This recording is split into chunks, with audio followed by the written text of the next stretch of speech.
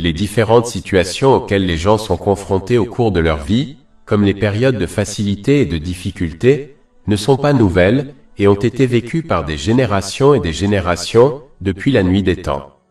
Chapitre 3, Ali Imran, verset 137. Des situations similaires à la vôtre se sont produites avant vous. Par conséquent, une personne confrontée à une situation particulière ne doit jamais croire qu'elle vit une situation inhabituelle et donc injuste, car de nombreuses personnes ont été confrontées à la même situation ou à une situation similaire avant elle. Se souvenir de cela encouragera à faire preuve de patience dans les moments difficiles. La patience implique d'éviter de se plaindre par ses paroles ou ses actes, et de rester ferme dans l'obéissance à Allah, le Très-Haut, croyant qu'il ne choisit que ce qui est le meilleur pour eux, même si cela ne leur paraît pas évident. Chapitre 2 Al-Baqarah, verset 216. Mais peut-être détestez-vous une chose et elle est un bien pour vous. Peut-être aimez-vous une chose et elle est un mal pour vous. Et Allah sait, tandis que vous ne savez pas. Chapitre 3 Ali Imran, verset 137. Des situations similaires à la vôtre se sont produites avant vous. Cela indique également que l'épreuve de la vie en ce monde a toujours été la même à travers les âges. Cette épreuve consiste à savoir si l'on utilise correctement les bienfaits qui nous ont été accordés, afin d'atteindre la paix de l'esprit et la réussite dans les deux mondes. Chapitre 67 Al-Mulk, verset 2. Celui qui a créé la mort et la vie pour vous éprouver, et savoir lequel de vous est le meilleur en action. Celui qui réussit cette épreuve atteindra la paix intérieure, en trouvant un équilibre mental et physique, en plaçant chaque chose et chaque personne dans sa vie, et en se préparant adéquatement à rendre des comptes au jour du jugement. Par conséquent, chacun doit accepter et mettre en pratique les enseignements de l'islam pour son propre bien, même si cela contredit ses désirs. Il doit se comporter en patient sage qui accepte et suit les conseils de son médecin, sachant que c'est dans son intérêt, même s'il lui est prescrit des médicaments amers et un régime alimentaire strict. De la même manière que ce patient sage atteindra une bonne santé mentale et physique, il en sera de même pour celui qui accepte et met en pratique les enseignements de l'islam. Chapitre 16 en Al, verset 97. Quiconque, homme ou femme, fait une bonne œuvre tout en étant croyant, nous lui ferons vivre une bonne vie, et nous lui donnerons certes sa récompense, dans l'au-delà, selon les meilleures de ses œuvres. En effet, Allah, le Très-Haut, est le seul à posséder la connaissance nécessaire pour assurer l'équilibre mental et physique, et la bonne intégration de chaque chose et de chaque individu dans sa vie. Malgré toutes les recherches menées, la connaissance des états mentaux et physiques des humains par la société ne suffira jamais à atteindre ce résultat.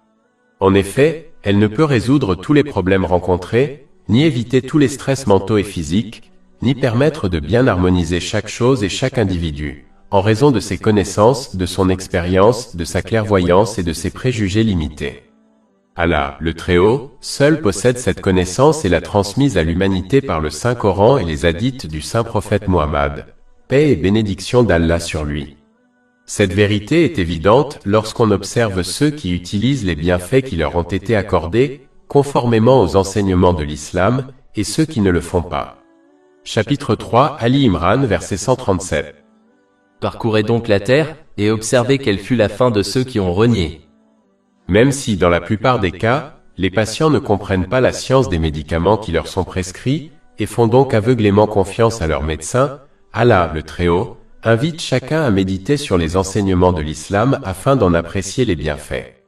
Il n'attend pas des gens une confiance aveugle en les enseignements de l'islam, mais plutôt qu'ils reconnaissent leur véracité grâce à ces preuves évidentes. Mais cela exige de chacun une approche impartiale et ouverte des enseignements de l'islam. Chapitre 12 Yusuf, verset 108.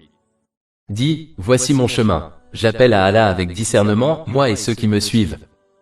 De plus, comme Allah, l'exalté, est le seul maître des cœurs spirituels des gens, la demeure de la paix intérieure, il décide seul qui l'obtient et qui l'ignore.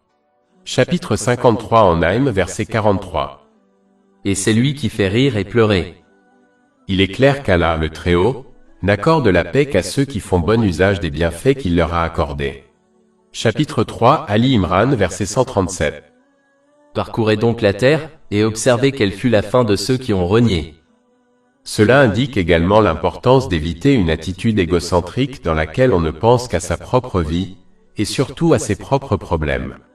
Celui qui se comporte de cette manière ne tirera pas les leçons de l'histoire générale, de sa propre histoire et de la situation de son entourage. Apprendre de ces leçons est l'un des moyens les plus efficaces pour améliorer son comportement et éviter que l'histoire ne se répète, afin de trouver la paix intérieure. Par exemple, celui qui observe les riches et célèbres abuser des bienfaits qui leur ont été accordés, ce qui les rend rongés par le stress, les troubles mentaux, la toxicomanie et les tendances suicidaires, malgré le luxe de ce monde, apprendra à l'observateur à ne pas suivre leurs traces et à être convaincu que la paix intérieure ne réside pas dans la possession de nombreux biens matériels. De même, lorsqu'on observe une personne malade, cela devrait l'encourager à exprimer sa gratitude pour sa bonne santé et à en faire bon usage avant de la perdre. C'est pourquoi l'islam encourage les musulmans à devenir pratiquants plutôt que absorbés par leurs propres affaires au point de ne prêter attention à rien d'autre. Chapitre 3 Ali Imran, verset 137. Parcourez donc la terre, et observez quelle fut la fin de ceux qui ont renié. Celui qui adopte une attitude observatrice, tirant les leçons de l'histoire et de son entourage, comprendra que la seule façon d'obtenir la paix de l'esprit et la réussite dans les deux mondes est d'utiliser correctement les bienfaits qui lui ont été accordés, conformément aux enseignements de l'islam. Chapitre 3 Ali Imran, verset 138. Ceci le Coran est une déclaration claire pour tous les gens, et un guide et une instruction pour ceux qui sont conscients d'Allah. Contrairement à de nombreuses autres religions et modes de vie, l'islam s'adresse à tous sans exception. Cela témoigne de l'importance de l'égalité en islam. L'islam juge le statut des individus selon un critère unique, leur obéissance sincère à Allah le Très-Haut. Cela implique d'utiliser les bienfaits qui leur ont été accordés de manière à lui plaire, comme le précisent le Saint-Coran et les hadiths du Saint-Prophète Muhammad, paix et bénédiction d'Allah sur lui. Chapitre 49, Al-Jura, verset 13. En vérité, le plus noble d'entre vous auprès d'Allah est le plus pieux d'entre vous. Tous les autres critères d'évaluation du statut des personnes, tels que le sexe, l'origine ethnique et la classe sociale, n'ont aucune valeur et doivent être ignorés par les musulmans, sous peine de voir naître le racisme et la désunion au sein de la nation musulmane. Il est important de noter que l'intention étant cachée aux autres, il est impossible de juger les autres supérieurs aux autres sur la base de leurs actes, et de s'abstenir de toute prétention quant au statut d'autrui ou au sien, car Allah le Très-Haut, seul connaît les intentions, les paroles et les actes de chacun. Chapitre 53 An-Naim, verset 32. Ne vous prétendez donc pas pur, il connaît mieux que quiconque ceux qui le craignent. Chapitre 3 Ali Imran, verset 138. Ceci le Coran est une déclaration claire, adressée à toutes les gens. De plus, comme le Saint-Coran aborde la nature humaine, ces enseignements s'appliquent à tous, quel que soit leur lieu de résidence, leur sexe, leur âge, leur milieu social ou leur époque. Ce n'est que lorsque la nature et l'essence de l'être humain changeront, que le Saint-Coran cessera de s'appliquer à lui.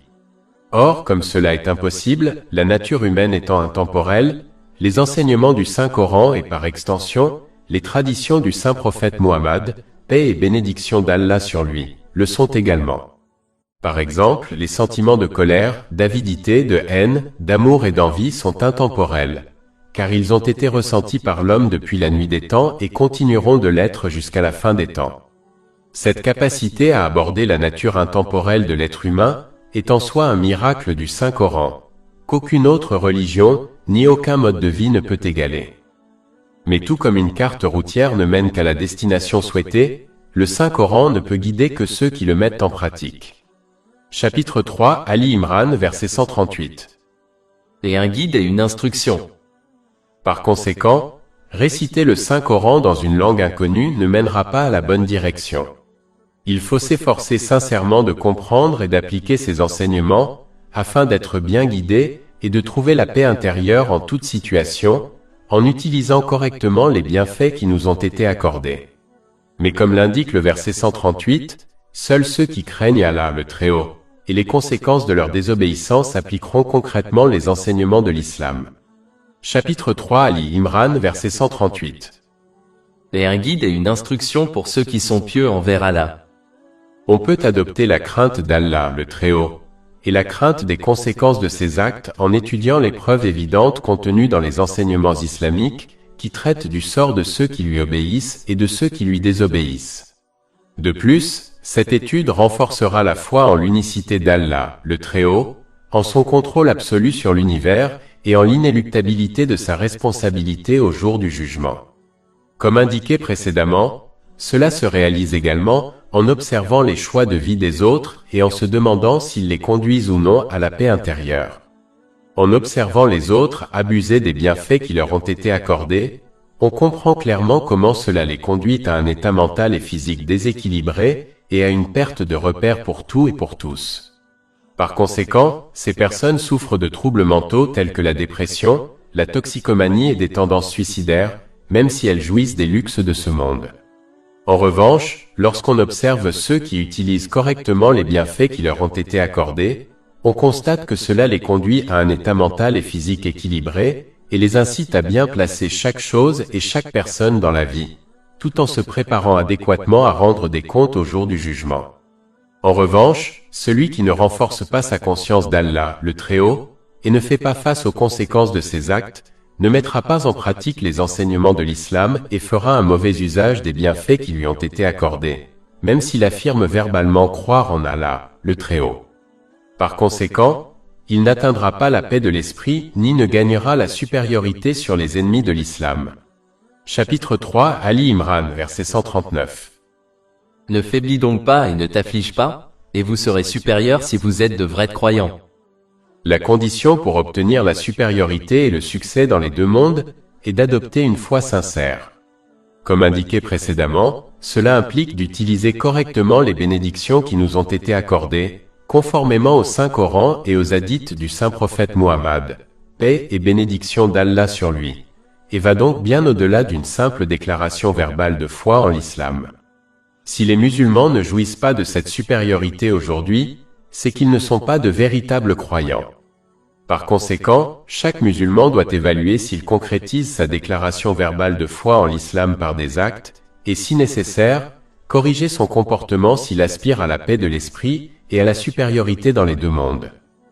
Allah, l'exalté, réconforte et rassure ensuite les compagnons, qu'Allah les agrée après leur apparente défaite à la bataille d'Ouhud. Chapitre 3, Ali Imran, versets 139 à 140. Ne faiblis donc pas et ne t'afflige pas, et tu seras meilleur si tu es vraiment croyant. Si une blessure te touche, une blessure semblable a déjà touché le peuple ennemi. Lorsque la bataille d'Ouhud commença, les compagnons qu'Allah les agrée vainquirent rapidement l'armée non musulmane, ce qui les força à battre en retraite. Cependant, certains archers, sur ordre du saint prophète Muhammad, paix et bénédiction d'Allah sur lui, avaient décidé de rester sur une petite montagne, Jabal al-Rouma, face au mont Ouhud, quelle que soit l'issue de la bataille. Ils croyaient que la bataille était terminée, et que l'ordre était caduc. Lorsqu'ils descendirent du Jabal al-Rouma pour récupérer le butin, l'arrière de l'armée musulmane fut exposé.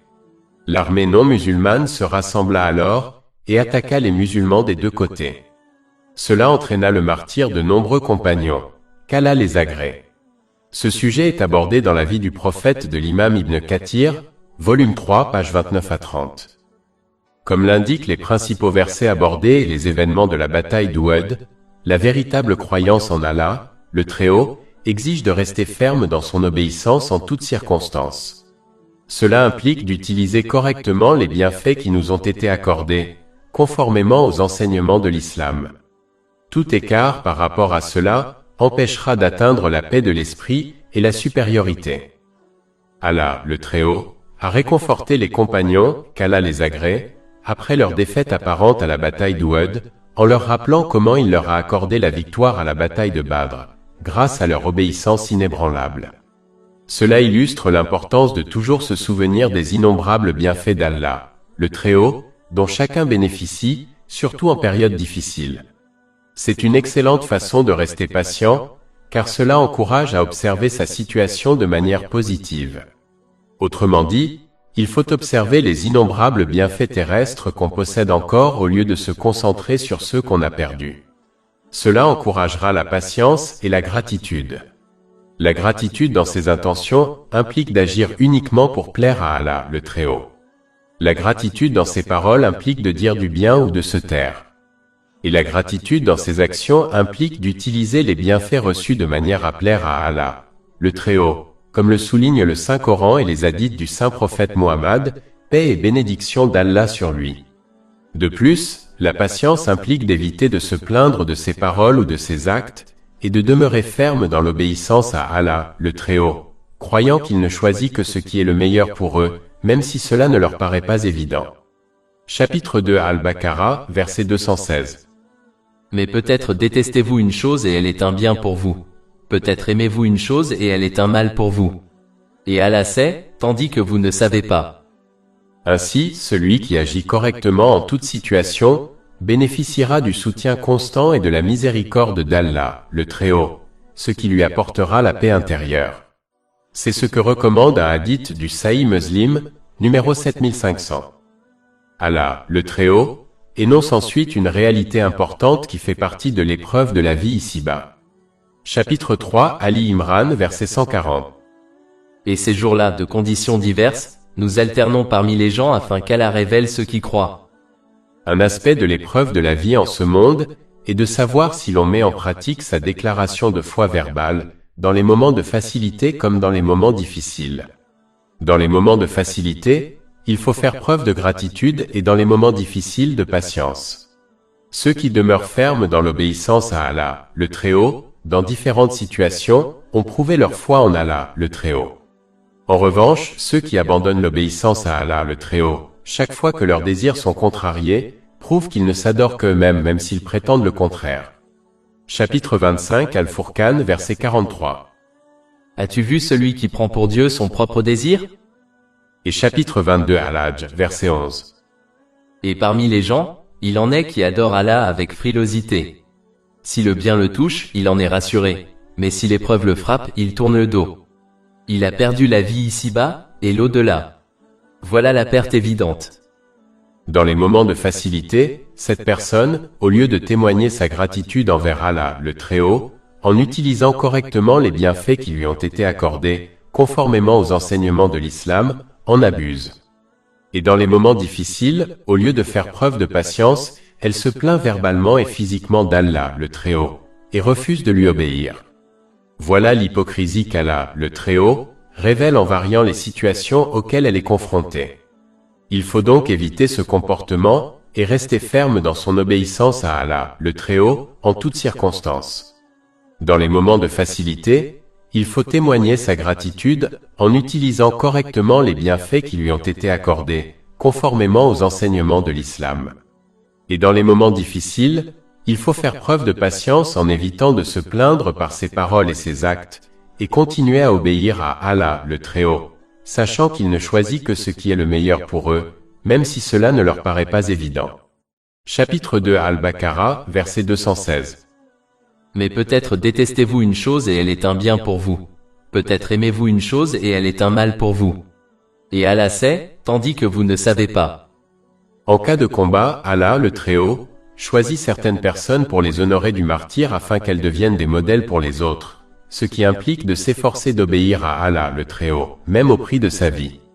Il dénonce également les injustes qui tuent ceux qui obéissent à Allah, le Très-Haut, garantissant ainsi leur châtiment dans les deux mondes. Chapitre 3 Ali Imran, verset 140. Nous alternons parmi les gens afin qu'Allah révèle ceux qui croient, et qu'ils prennent parmi vous des martyrs. Or Allah n'aime pas les injustes. De plus, les malfaiteurs mentionnés dans ce verset incluent également ceux qui ne parviennent pas à concrétiser leur déclaration verbale de croyance en l'islam, chaque fois que leurs désirs sont contredits. Les malfaiteurs pourraient également faire référence aux hypocrites, qui ont renoncé au combat lors de la bataille d'Uhud. Lorsque le saint prophète Mohammed, paix et bénédiction sur lui, quitta Médine pour affronter l'ennemi à Uhud, le chef des hypocrites, Abdullah bin Ubay, accepta initialement de participer à la bataille avec son peuple. À l'approche d'Uhud, Abdullah bin Ubay battit en retraite avec ses 300 hommes, laissant l'armée musulmane avec 700 hommes face à une armée non musulmane de 3000 hommes. Il prétexta que le saint prophète Mohammed, paix et bénédiction sur lui, n'avait pas suivi sa suggestion de combattre à Médine comme excuse pour se retirer avec ses complices. Une piètre excuse pour quelqu'un qui se prétendait musulman, et qui devait obéir au saint prophète Mohammed, paix et bénédiction sur lui, en toutes circonstances. De plus, s'il s'opposait au plan, il aurait pu rester à Médine, mais il préféra accompagner l'armée jusqu'à Oued. Tandis que l'ennemi pouvait les observer, il abandonna l'armée musulmane, afin d'affaiblir la détermination des musulmans, et de renforcer celle des non-musulmans. Ce point a été abordé dans la vie du prophète, volume 3, page 16 à 17, de l'imam Ibn Kathir et dans le Nectar scellé, page 250 à 251, de l'imam Safi Rahman. L'hypocrisie se manifeste lorsqu'on exprime verbalement son soutien aux autres et à leurs projets, comme la construction d'une mosquée, mais qu'on semble disparaître lorsqu'il s'agit de s'y engager, par exemple en faisant un don. De même, lorsque les gens traversent une période faste, on les soutient verbalement, rappelant aux autres leur loyauté. Mais dès que les gens rencontrent des difficultés, ces hypocrites ne leur offrent aucun soutien émotionnel ou physique. Ils les critiquent plutôt. Telle était l'attitude des hypocrites à l'époque du saint prophète Mohammed, paix et bénédiction d'Allah sur lui. Chapitre 4 en Nisa verset 62. Alors, comment en sera-t-il lorsqu'un malheur les frappera à cause de ce qu'ils ont fait, et qu'ils viendront à toi en jurant par Allah? Nous ne voulions que la bonne conduite et l'accommodement. Il est donc vital pour les musulmans de soutenir leur profession de foi verbale, en respectant les droits d'Allah, le Très-Haut, et des hommes. Quiconque manque à cette obligation, constatera que sa profession de foi verbale a peu d'importance aux yeux d'Allah, le Très-Haut. En effet, la foi est comparable à une plante qui doit être nourrie par des actes d'obéissance pour s'épanouir. Tout comme une plante privée de nourriture, comme la lumière du soleil, ne fleurit pas et peut même mourir, la foi de celui qui ne la nourrit pas par des actes d'obéissance ne s'épanouira pas et court un grave danger de mort. C'est la plus grande perte. Chapitre 61 Asaph, versets 2 et 3. Ô vous qui croyez! Pourquoi dites-vous ce que vous ne faites pas? Ce que vous dites est une grande abomination auprès d'Allah. Allah, le Très-Haut, purifie aussi spirituellement les musulmans dans les épreuves. Chapitre 3 Ali Imran, verset 141. Et afin qu'Allah purifie les croyants par des épreuves? Cette purification spirituelle inclut l'effacement des péchés mineurs à travers les difficultés rencontrées.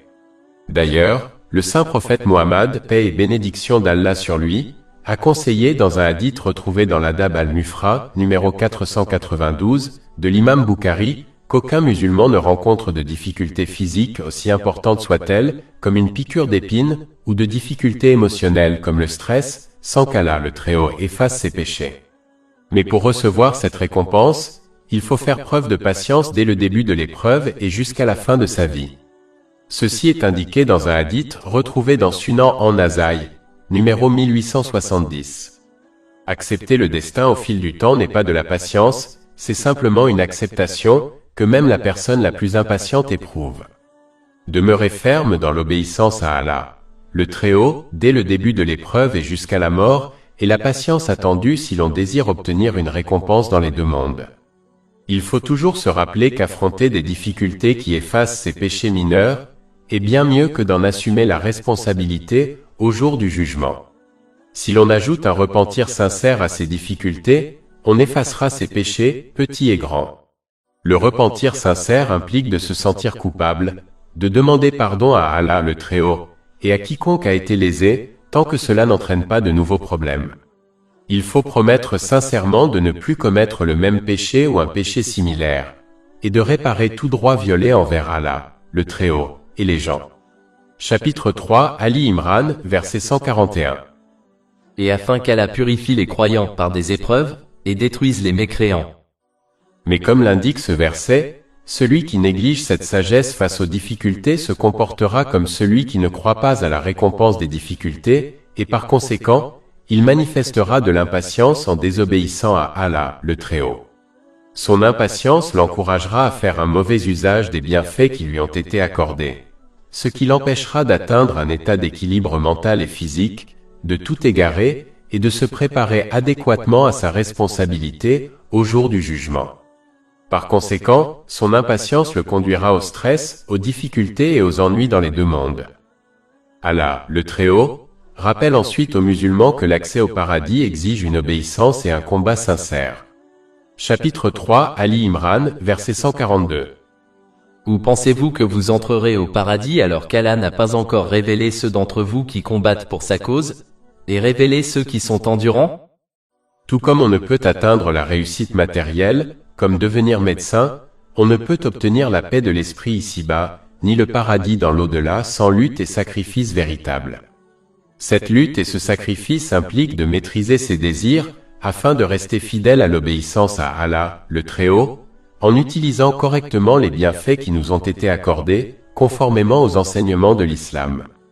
Ainsi, chacun obtiendra la paix de l'esprit et la réussite dans les deux mondes en fonction de ses efforts. Si l'on consacre un minimum d'efforts à l'obéissance à Allah, le Très-Haut, il ne faut pas s'attendre à grand-chose en retour. Chapitre 47 de Muhammad, verset 7.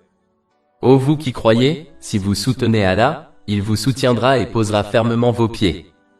Chapitre 3 Ali Imran, versets 140 à 142.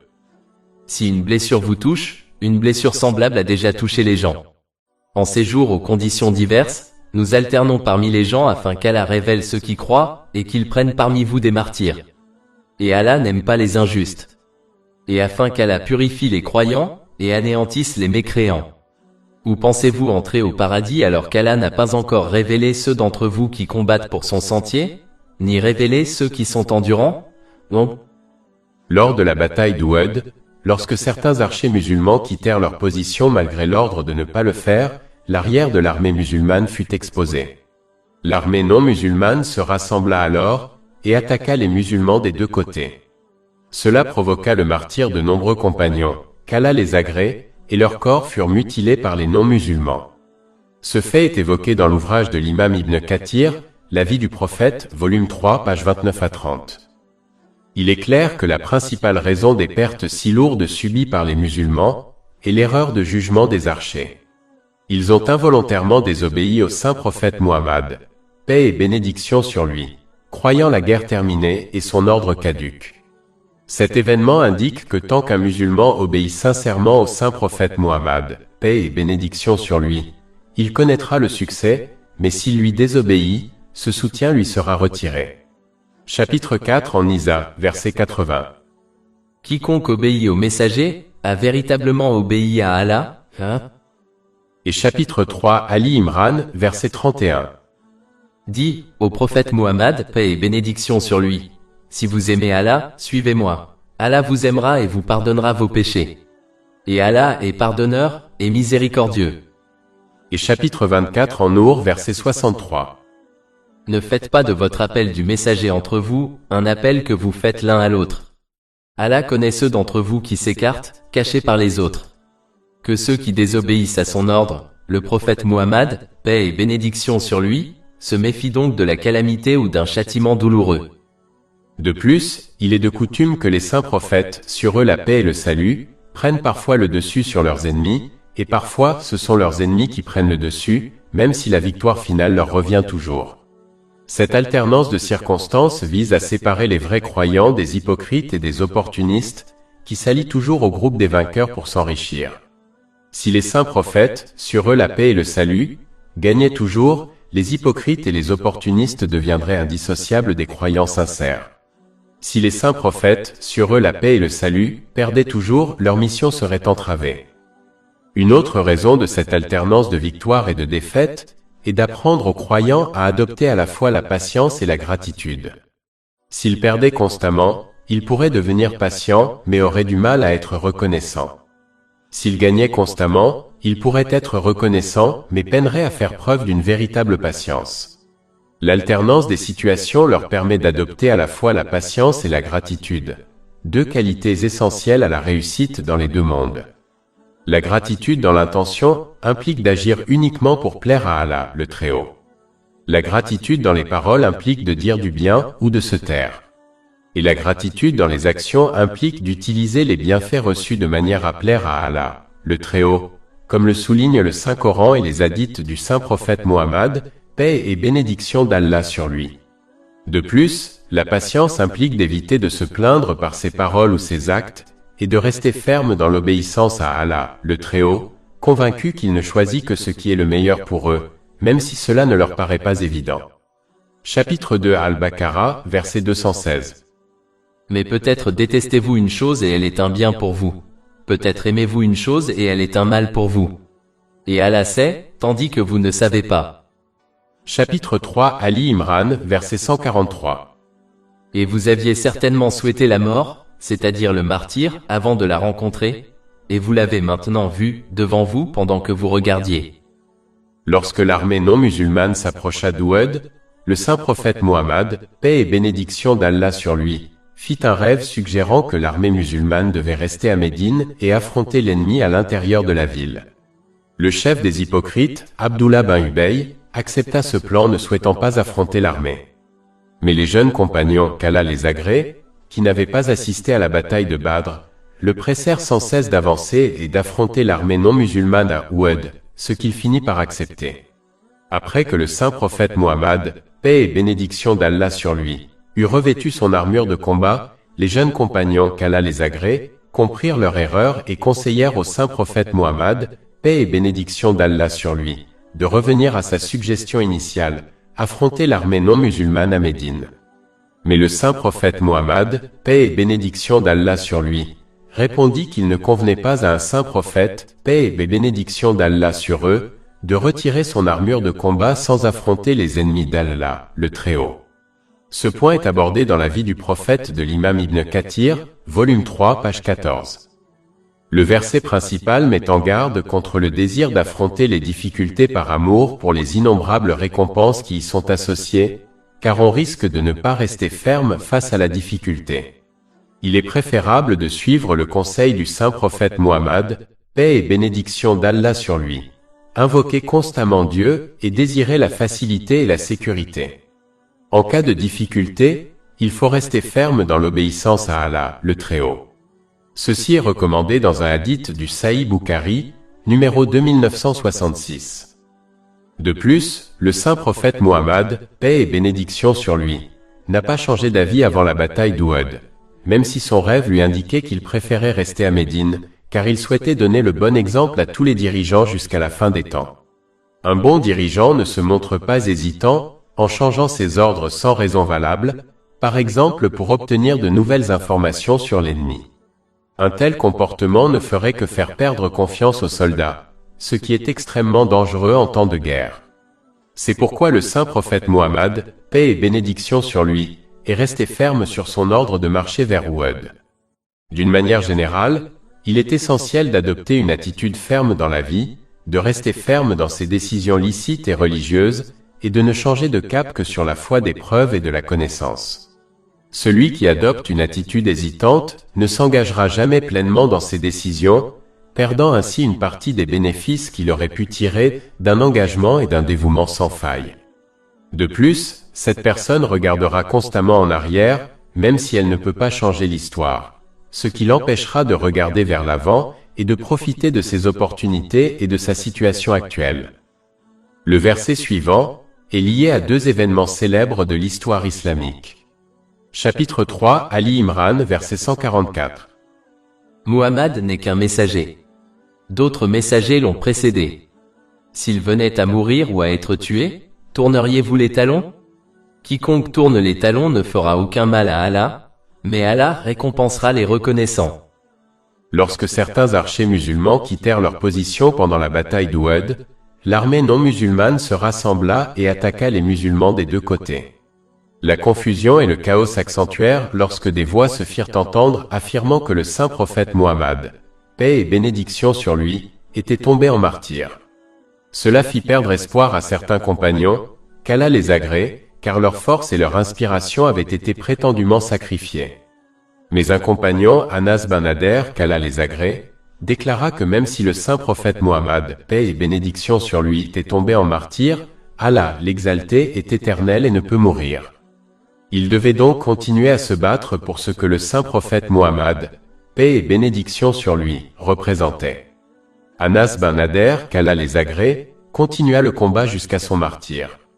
Ce sujet est abordé dans l'ouvrage de l'imam Ibn Kathir, La vie du prophète, volume 3, page 29 à 31. De même, Ali ibn Abu Talib, qu'Allah l'agrée, croyait qu'il n'y avait aucune raison de vivre sans le saint prophète Muhammad, paix et bénédiction sur lui. Il brisa donc le fourreau de son épée, et continua le combat jusqu'à ce qu'il aperçoive le saint prophète Muhammad, paix et bénédiction sur lui. Il continua de le protéger, jusqu'à leur retraite. Ce sujet est abordé dans l'ouvrage de l'imam Muhammad as-Salahabi, Ali ibn Abi Talib, volume 1, page 163-164.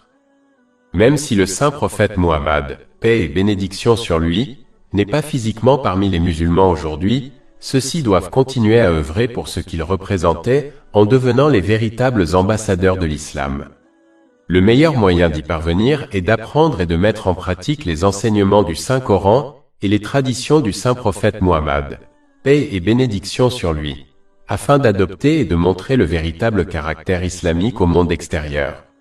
Cela encouragera les autres musulmans et non-musulmans à s'intéresser à l'islam, en observant le bon comportement des musulmans et la paix de l'esprit qui leur a été accordée. En revanche, si l'on néglige d'apprendre et de mettre en pratique les enseignements islamiques, on adoptera des comportements négatifs tels que l'envie, l'orgueil et la cupidité. Leur mauvaise conduite découragera les autres musulmans et non-musulmans de l'islam.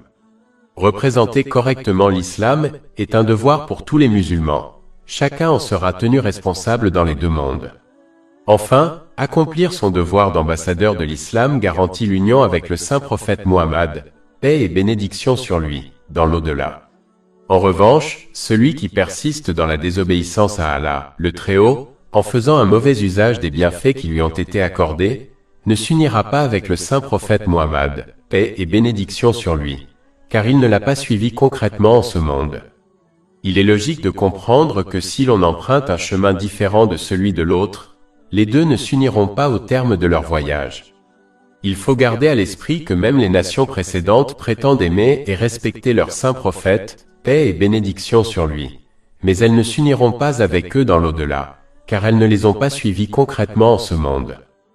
Le deuxième événement auquel le verset 144 est lié est le décès du saint prophète Muhammad, paix et bénédiction sur lui.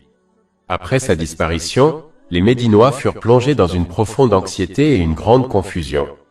Intensément triste, chacun réagit différemment à sa mort.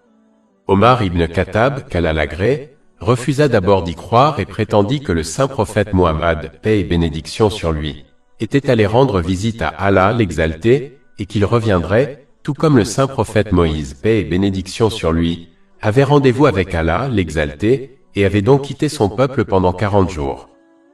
À son arrivée, Abu Bakr Siddiq, qu'Allah l'agrée, s'adressa aux fidèles présents dans la mosquée du saint prophète Muhammad, paix et bénédiction d'Allah sur lui. Il récita le verset 144 du chapitre 3 du Coran. Muhammad n'est qu'un messager.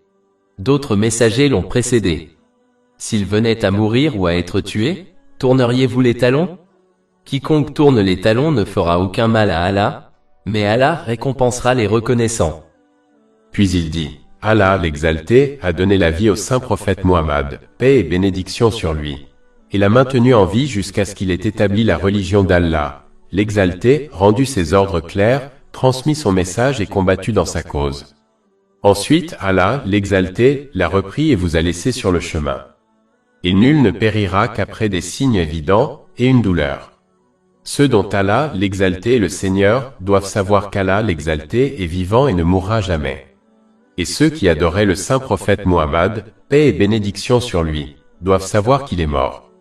Craignez Allah l'exalté, peuple. Attachez-vous fermement à votre religion, et placez votre confiance en votre Seigneur. La religion d'Allah, l'exalté, est établie. La parole d'Allah, l'exalté, est complète. Allah, l'exalté, aidera ceux qui le soutiennent et qui révèrent sa religion. Le livre d'Allah, l'exalté, est parmi nous. Il est à la fois la lumière et le remède. Par elle, Allah, l'exalté, a guidé le saint prophète Muhammad, paix et bénédiction sur lui. Elle énonce ce qu'Allah, l'exalté, considère comme licite, et ce qui est illicite. Peu nous importe qui, parmi la création, descend sur nous pour nous attaquer. Nous combattrons vigoureusement ceux qui s'opposent à nous, tout comme nous avons combattu aux côtés du saint prophète Muhammad, paix et bénédiction sur lui. Ce sujet est abordé dans l'ouvrage de l'imam Ibn Kathir, La vie du prophète, volume 4, page 348 à 349. Après qu'Abou Bakr, qu'Allah l'agrée, se soit adressé à la foule, tous ont accepté la vérité. Omar, qu'Allah l'agrée, fut pris de vertige et tomba à terre, acceptant finalement la mort du saint prophète Muhammad, paix et bénédiction d'Allah sur lui. Ce sujet est abordé dans l'ouvrage de l'imam Ibn Kathir, La vie du prophète, volume 4, page 348 à 349, et dans l'ouvrage de l'imam Muhammad as-Salahabi, Omar ibn al-Khattab, Sa vie et son époque, volume 1, page 139 à 141. Chapitre 3, Ali Imran, verset 144. Et celui qui tourne les talons ne fera aucun mal à Allah, mais Allah récompensera les reconnaissants.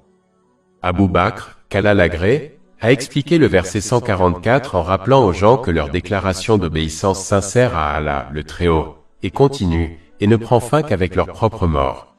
Un musulman doit toujours se rappeler qu'en acceptant et en actualisant sa foi en l'islam, il ne fait que se rendre service. Il ne rend pas service à Allah, le Très-Haut, car son infinité ne change pas, que les gens l'acceptent ou le rejettent. Un musulman n'en tire que des bénéfices personnels, car l'acceptation et la mise en pratique des enseignements islamiques lui apportent la paix de l'esprit. Celle-ci s'obtient en utilisant correctement les bienfaits qui lui ont été accordés, conformément aux enseignements islamiques. Cela conduit à un état mental et physique équilibré, et permet de placer correctement chaque chose et chaque personne dans sa vie, tout en se préparant adéquatement à rendre des comptes au jour du jugement. Comme l'indique le verset 144, c'est ainsi que l'on exprime sa gratitude envers Allah, le Très-Haut, et que l'on acquiert ainsi la paix de l'esprit dans les deux mondes. Chapitre 16 en Al, verset 97. Quiconque, homme ou femme, fait une bonne œuvre tout en étant croyant, nous lui ferons vivre une bonne vie, et nous lui donnerons certes sa récompense, dans l'au-delà, selon les meilleures de ses œuvres. Et chapitre 3 Ali Imran, verset 144. Et celui qui tourne les talons ne fera aucun mal à Allah, mais Allah récompensera les reconnaissants. En revanche, celui qui n'accepte pas ou ne pratique pas sa foi en l'islam, fera un mauvais usage des bienfaits qui lui ont été accordés. Cela l'empêchera d'atteindre un état mental et physique équilibré, l'amènera à égarer toutes et tous dans sa vie, et l'empêchera de se préparer adéquatement à sa responsabilité au jour du jugement. Cela l'empêchera d'atteindre la paix de l'esprit. Par conséquent, chacun doit accepter et mettre en pratique les enseignements de l'islam pour son propre bien, même si cela contredit ses désirs. Il doit se comporter en patient sage qui accepte et suit les conseils médicaux de son médecin, sachant que c'est le mieux pour lui, même s'il lui est prescrit des médicaments amers et un régime alimentaire strict. De la même manière que ce patient sage parviendra à une bonne santé mentale et physique, il en sera de même pour celui qui accepte et met en pratique les enseignements de l'islam. Chapitre 3 Ali Imran, verset 144. Et celui qui tourne les talons ne fera aucun mal à Allah, mais Allah récompensera les reconnaissants. Comme indiqué précédemment, la gratitude dans l'intention implique d'agir uniquement pour plaire à Allah, le Très-Haut. La gratitude dans les paroles implique de dire du bien ou de se taire. Et la gratitude dans les actes implique d'utiliser les bienfaits reçus de manière à plaire à Allah, le Très-Haut, comme le souligne le Saint-Coran et les hadiths du saint prophète Muhammad, paix et bénédiction d'Allah sur lui. Celui qui embrasse tous les aspects de la gratitude, verra sa récompense, ses bénédictions et sa paix intérieure augmenter dans les deux mondes. Chapitre 14 Ibrahim, verset 7. Si tu es reconnaissant, je t'augmenterai sûrement en faveur. Allah, le Très-Haut, a ensuite encouragé les compagnons, qu'Allah les agrée, à combattre leurs ennemis pour protéger l'islam, en leur rappelant l'inéluctabilité de la mort et son immuabilité. Il est donc absurde de se soustraire à l'obéissance à Allah, le Très-Haut, car cela n'augmentera ni la vie ni les biens acquis ici-bas.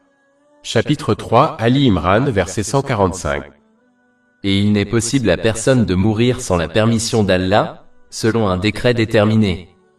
En règle générale, l'heure de la mort étant inconnue et fixe, il faut profiter du temps qui nous est accordé avant qu'il ne s'écoule. Chapitre 63 Al-Munafiqun, versets 10 à 11. Et dépensez dans le sentier d'Allah de ce que nous vous avons attribué, avant que la mort n'approche l'un de vous et qu'il dise « Seigneur, si tu me retardais un court instant, afin que je fasse l'aumône et que je sois du nombre des gens de bien. » Mais Allah ne retarde jamais une âme quand son heure est venue. Et Allah est parfaitement connaisseur de ce que vous faites. Le plus grand perdant est celui qui abuse des bienfaits qui lui ont été accordés, et qui, par conséquent, ne parvient pas à un équilibre mental et physique, égare tout et tous dans sa vie, et ne se prépare pas adéquatement à rendre des comptes au jour du jugement, même s'il possède des biens matériels. Ce résultat est évident lorsqu'on observe les riches et célèbres abuser des bienfaits qui leur ont été accordés et comment, par conséquent, ils souffrent de graves problèmes mentaux, tels que la dépression, la toxicomanie et des tendances suicidaires. 18 Al-Kahf, versets 103-104. Dis, veux-tu que nous, les croyants, t'informions des plus grands perdants quant à leurs œuvres?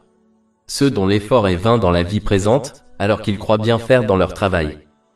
Or, celui qui obéit sincèrement à Allah, le Très-Haut, en utilisant correctement les bienfaits qui lui ont été accordés, conformément aux enseignements de l'islam, obtiendra la plus grande récompense possible en ce monde, la paix de l'esprit. Chapitre 3, Ali Imran, verset 145. Et quiconque désire la récompense de ce monde, nous lui en donnerons. Celui qui obéit à Allah, le Très-Haut, s'assurera d'atteindre un état mental et physique équilibré, et de placer correctement toute chose et toute personne dans sa vie, tout en se préparant adéquatement à rendre des comptes au jour du jugement. Chapitre 3, Ali Imran, verset 145. Et quiconque désire la récompense de l'au-delà, nous la lui accorderons. Et nous récompenserons les reconnaissants. Pour atteindre cet objectif important, il est essentiel d'acquérir une foi solide. Une foi solide est essentielle, car elle garantit une obéissance ferme à Allah, le Très-Haut, en toute situation, qu'elle soit facile ou difficile. Une foi solide s'acquiert en étudiant et en mettant en pratique les preuves évidentes contenues dans le Saint-Coran et les hadiths du Saint-Prophète Mohammed, paix et bénédiction d'Allah sur lui, qui expliquent comment une obéissance sincère à Allah, le Très-Haut, apporte la paix de l'esprit en deux mondes. À l'inverse, celui qui ignore les enseignements de l'islam aura une foi faible. Il désobéira facilement à Allah, le Très-Haut, chaque fois que ses désirs seront contrariés, car il ne comprend pas comment abandonner ses désirs et obéir à Allah, le Très-Haut, apporte la paix de l'esprit en deux mondes. Par conséquent, il est essentiel d'acquérir la certitude de sa foi en étudiant et en mettant en pratique les connaissances islamiques, afin de rester ferme dans l'obéissance à Allah, le Très-Haut, en toutes circonstances. Cela implique d'utiliser correctement les bénédictions qui nous ont été accordées, conformément aux enseignements de l'islam. Cela garantira la paix de l'esprit dans les deux mondes, en trouvant un équilibre mental et physique, et en plaçant chacun et chaque chose dans sa vie. Chapitre 3, Ali Imran, verset 145. Et quiconque désire la récompense d'ici-bas, nous lui en donnerons. Et quiconque désire la récompense de l'au-delà, nous lui en donnerons. Et nous récompenserons les reconnaissants. Il ne faut pas se laisser tromper en croyant que l'obtention de biens matériels, tels que la richesse et le statut social, est un signe d'amour divin. Allah, le Très-Haut, accorde à chacun des biens matériels en guise de test. Chapitre 67 Al-Mulk, verset 2. Celui qui a créé la mort et la vie pour vous éprouver, et savoir lequel de vous est le meilleur en action. L'épreuve de la vie consiste à savoir si l'on utilise correctement les bienfaits qui lui ont été accordés, conformément aux enseignements de l'islam. Comme indiqué précédemment, celui qui abuse des bienfaits qui lui ont été accordés peut obtenir des biens matériels, comme des richesses, mais il n'obtiendra rien d'utile de ses efforts, comme la miséricorde et la paix de l'esprit. Chapitre 23 Al-Moumina, versets 55 et 56.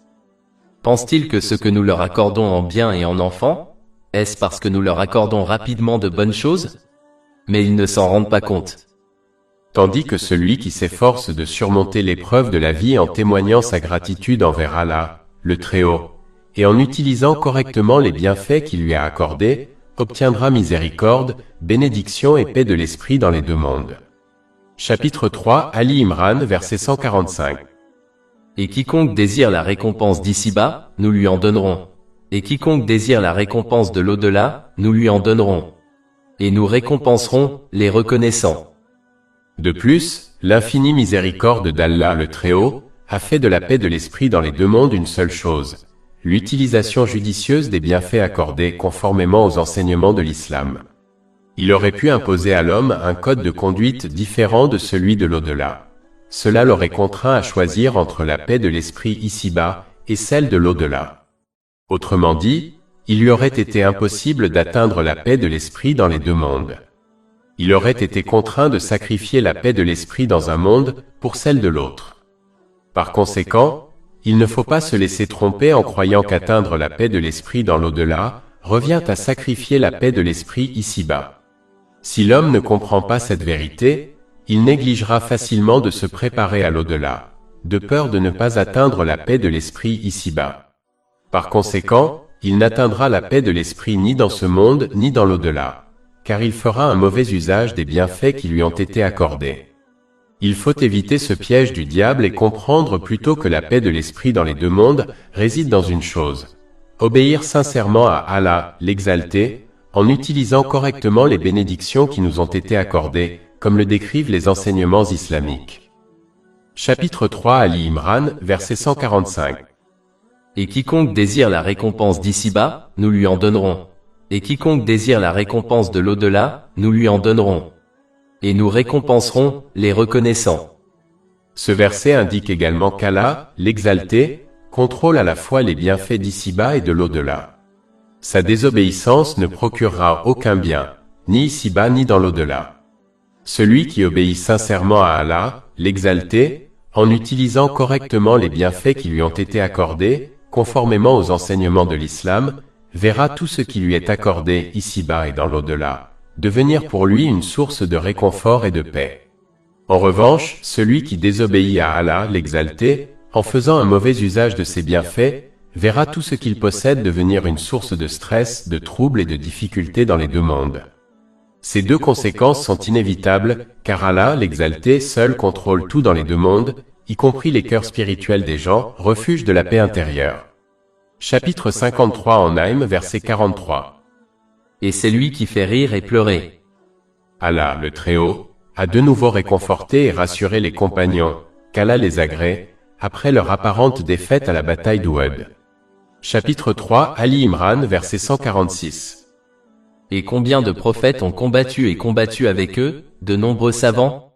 Mais ils n'ont jamais perdu leur assurance dans le sentier d'Allah, malgré les épreuves qui les ont frappés.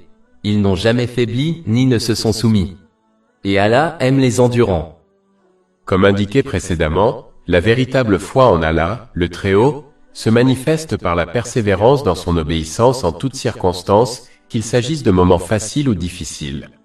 En réalité, les moments difficiles sont nécessaires pour distinguer ceux qui obéissent sincèrement à Allah, le Très-Haut, de ceux qui ne le font pas, car obéir à Allah, le Très-Haut, dans les moments faciles, est souvent moins difficile que de lui obéir dans les moments difficiles. Chapitre 29 Al-Ankabut, versets 2 et 3.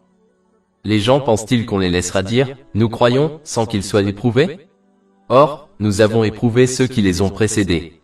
Allah révélera certainement ceux qui sont véridiques, et il révélera certainement les menteurs. Il faut donc demeurer ferme dans l'obéissance à Allah, le Très-Haut, en tout temps, sachant qu'il nous apportera soutien et soulagement à terme. Chapitre 65 At-Talaq, verset 2. Et quiconque craint Allah, il lui donnera une issue. Il est important de noter que cette aide divine ne dépend pas des désirs des gens. Elle est toujours conforme à la connaissance et à la sagesse infinie d'Allah, le Très-Haut. Par conséquent, cette aide divine intervient au moment opportun et de la manière qui leur convient le mieux, même si cela ne leur paraît pas évident. Chapitre 2 Al-Baqarah, verset 216. Mais peut-être détestez-vous une chose et elle est un bien pour vous. Peut-être aimez-vous une chose et elle est un mal pour vous. Et Allah sait, tandis que vous ne savez pas. Il faut donc demeurer ferme dans l'obéissance à Allah, le Très-Haut, en tout temps, sachant que la paix de l'esprit et le succès lui seront accordés dans les deux mondes, d'une manière ou d'une autre, que cela soit évident ou non. Chapitre 16 en Al, verset 97. Quiconque, homme ou femme, fait une bonne œuvre tout en étant croyant, nous lui ferons vivre une bonne vie, et nous lui donnerons certes sa récompense, dans l'au-delà, selon les meilleures de ses œuvres. Et chapitre 3 Ali Imran, verset 146. Et combien de prophètes ont combattu et combattu avec eux, de nombreux savants? Mais ils n'ont jamais perdu leur assurance dans le sentier d'Allah, malgré les épreuves qui les ont frappés. Ils n'ont jamais faibli, ni ne se sont soumis. Et Allah aime les endurants. Ce verset évoque également un concept important qui incite à la patience. Face à une difficulté, Il faut se rappeler que bien d'autres avant nous ont connu des difficultés similaires. Comprendre cette réalité encouragera à la patience, car on se rappellera que l'épreuve en ce monde est un principe et une réalité de la vie, que tous les êtres humains ont connu et continueront d'affronter jusqu'à la fin des temps. De manière générale, la patience implique d'éviter de se plaindre par ses paroles ou ses actes, et de demeurer ferme dans l'obéissance à Allah, le Très-Haut, croyant qu'il ne choisit que ce qui est le meilleur pour eux, même si cela ne leur paraît pas évident. Chapitre 2 Al-Baqarah, verset 216. Mais peut-être détestez-vous une chose et elle est un bien pour vous. Peut-être aimez-vous une chose et elle est un mal pour vous. Et Allah sait, tandis que vous ne savez pas. Chapitre 3 Ali Imran, verset 146. Et combien de prophètes ont combattu au combat, et avec lui ont combattu de nombreux érudits religieux. Ce verset indique que demeurer ferme dans l'obéissance à Allah, l'exalté, requiert une foi certaine, acquise par l'acquisition et l'application de la connaissance divine.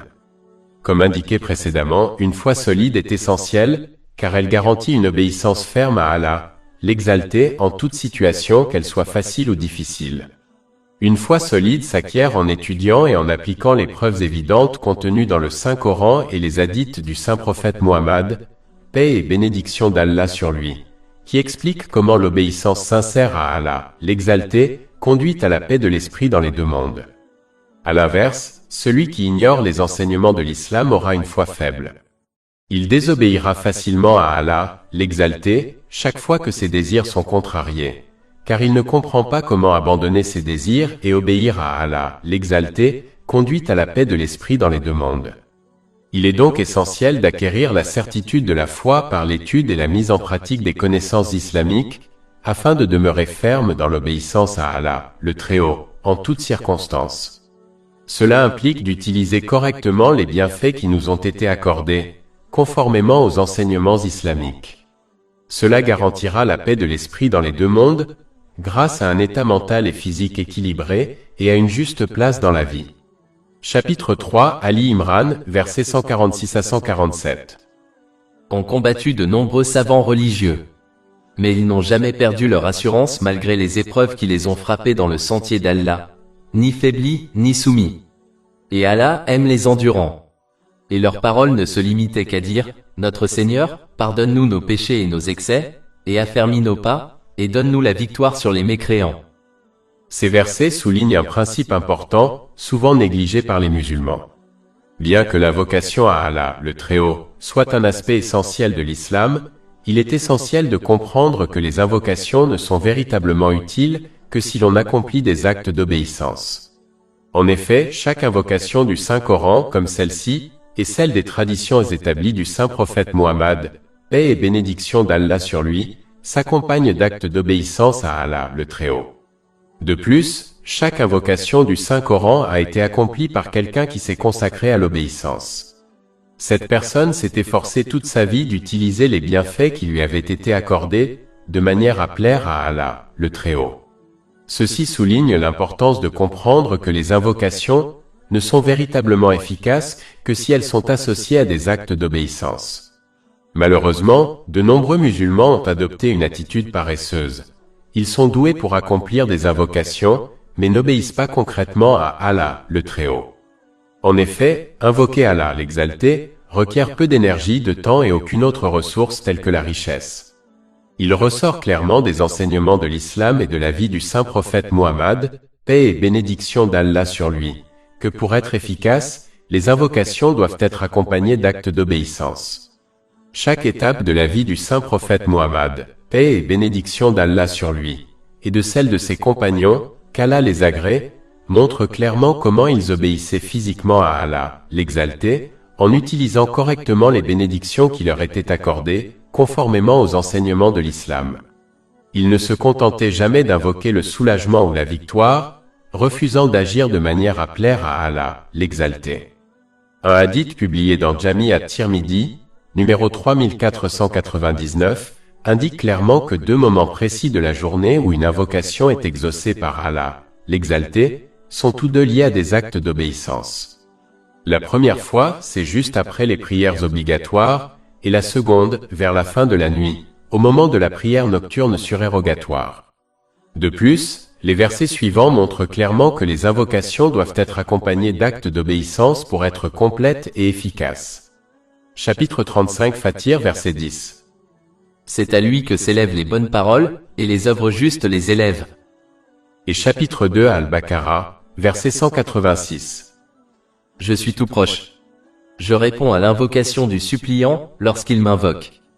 Qu'il me réponde donc par l'obéissance, et croit en moi afin qu'il soit bien guidé.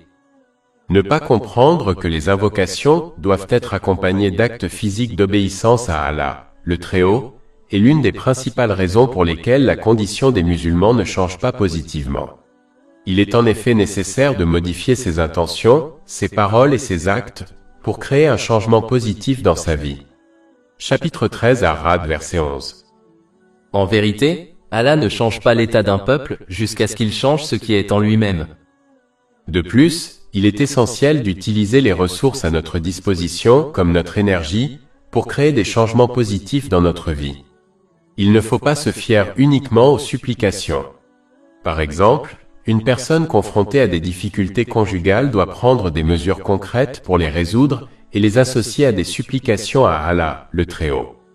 Il ne faut pas se montrer paresseux en évitant de prendre des mesures concrètes pour résoudre les problèmes rencontrés et en se fiant uniquement aux supplications à Allah, le Très-Haut. Comme expliqué précédemment, cette attitude passive et erronée est contraire aux enseignements de l'islam. Comme l'indique le verset 148, c'est seulement en soutenant ses invocations et sa déclaration verbale de foi en Allah, le Très-Haut, par des actes d'obéissance physique, en utilisant correctement les bienfaits qui lui ont été accordés, conformément aux enseignements islamiques, qu'on obtiendra la paix de l'esprit dans les deux mondes. Chapitre 3 Ali Imran, verset 148. Allah leur accorda la récompense d'ici-bas, et la belle récompense de l'au-delà.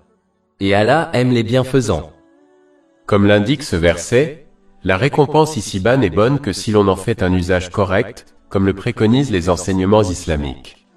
Celui qui en abuse n'en tirera aucun bénéfice ni ici-bas ni dans l'au-delà, car elle deviendra une source de stress pour lui dans les deux mondes. En revanche, la récompense dans l'au-delà est toujours bonne, car nul ne peut en abuser. De plus, il est important de noter que l'amour d'Allah, le Très-Haut, est accordé à ceux qui font le bien. Ce bien exige une obéissance concrète à Allah, le Très-Haut, en utilisant correctement les bienfaits qui nous ont été accordés, conformément aux enseignements de l'islam, et va donc au-delà d'une simple déclaration de foi verbale en Allah, le Très-Haut. Enfin, comme le bien mentionné dans ce verset n'est limité en aucune façon, nul n'a d'excuse pour ne pas faire le bien, car il n'est pas déterminé par le nombre de biens matériels dont on dispose, mais par la façon dont on les utilise. Ainsi, chacun peut obtenir l'amour d'Allah, le Très-Haut, en faisant le bien, quels que soient ses biens matériels, en les utilisant correctement comme le préconisent les enseignements islamiques. Chapitre 3 Ali Imran, verset 148. Et Allah aime les bienfaisants. Plus de 500 livres électroniques, livres audio, infographies, podcasts et blogs gratuits disponibles sur notre site web www.chekpod.com.